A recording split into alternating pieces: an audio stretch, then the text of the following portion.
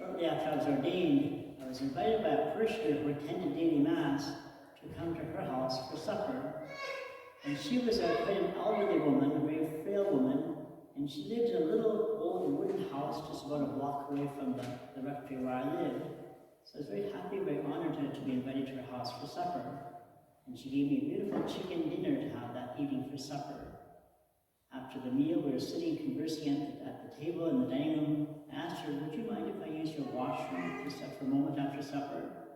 She had this kind of grimace look on her face and she said, well, the washroom is right there through the kitchen. It's the first door on the right. I said, thank you, and I got up and I made my way towards the washroom thinking, is maybe the washroom kind of a little bit messy or need to repair? Why was she sort of grimacing as she said, gave me the directions to the washroom? And as I entered into the kitchen on my way there, I realized why she had that distraught look on her face. That on the kitchen counter, there were several empty boxes of Mary Brown's chicken that she had picked up at the store a few doors down from her house. And I thought that, wow, this is a very poor, old, frail woman that is on a very fixed income. This might be the best meal that she's enjoying all week, and she's sharing it with me. I felt in a way that this was a modern-day illustration of what we see happening in today's gospel reading, that this poor widow brings to the treasury at the temple what seems to be a very small amount that she's giving to God, but yet she gives all that she had. 2 copper coins are about worth a penny, but as Jesus says, all that she had to live on. She gives an example of how to give to the Lord, not with a sense of resentment, but with a sense of generous giving to our God. Her gift was worth far more than what all the other elaborate gifts were that were given to the treasury, because of the motivation that was given with that gift. It was given out of love, out of a real sense of gratitude, generosity to God, who had been so generous to her.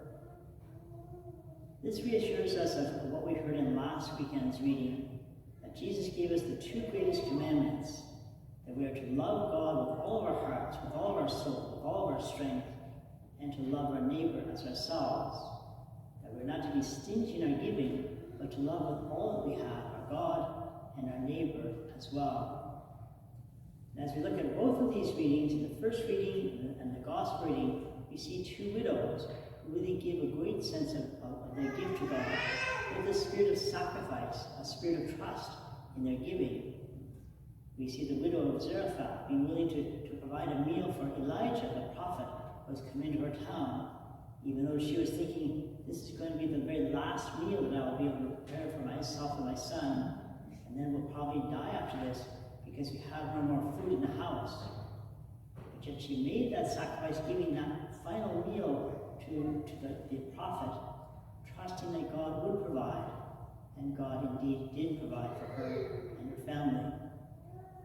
The widow in the gospel reading, she had 2 coins to give to the treasury. Jesus said this is all that she had to live on.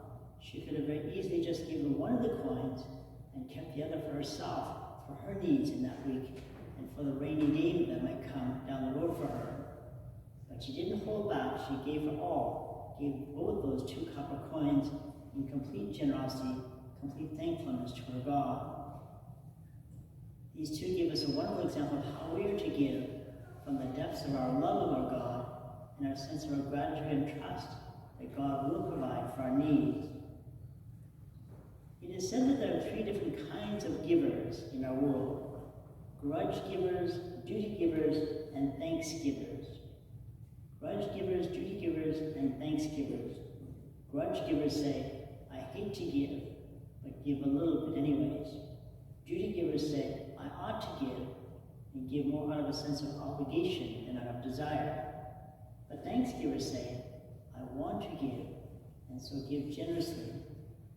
We see of this poor widow in our gospel reading, she's a beautiful example of a generous giver, a thanks giver, because she gave from her heart, and she gave freely, without just simply doing it out of obligation, out of duty, out of a sense of being judged for not doing so.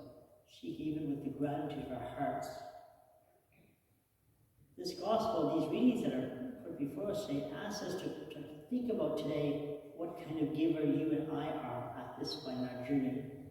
How are we kinds of givers? Are we grudge givers? Are we obligatory givers? Or are we truly thankful givers to our God? And so we're to ask ourselves in different ways, how do we give to those who are in need around us? First of all, how do we give ourselves to God and to our parish community?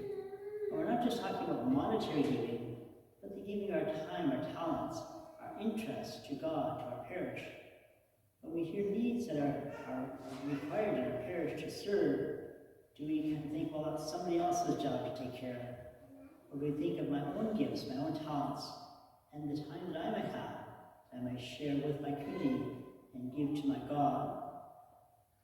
How do we give in response to the needs of my family members?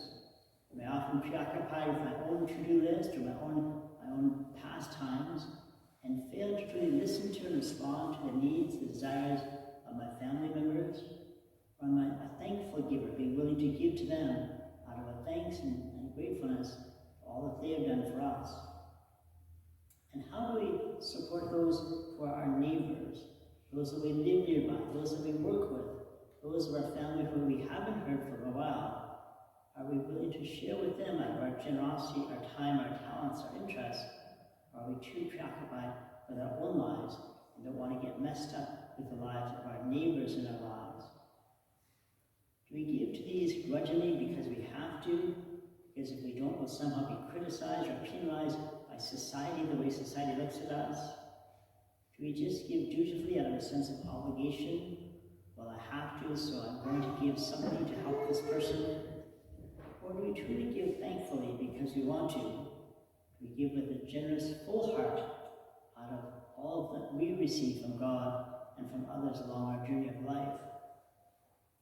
We see in the second reading from St. Paul the wonderful example that God gives us, that God did not hold back his greatest gift of all, his own precious, only begotten Son, but that Son willingly, obediently, lovingly came into our world, gave his all, gave his love to the end, and laid down his life for us, so that we could have eternal life with our God.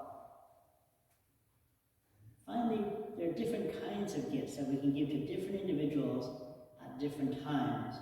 It's good to ponder how we are giving to these various individuals that are in our lives.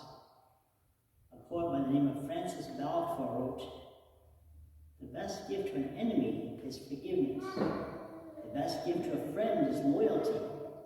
The best gift to a child is good example. The best gift to a parent is honor. The best gift to a spouse is our heart. And the best gift to a neighbor is our helping hand." We have all experienced a sense of fulfillment, the sense of satisfaction that comes by giving generously from our hearts. And so it rings true the words that we hear spoken by St. Francis of Assisi.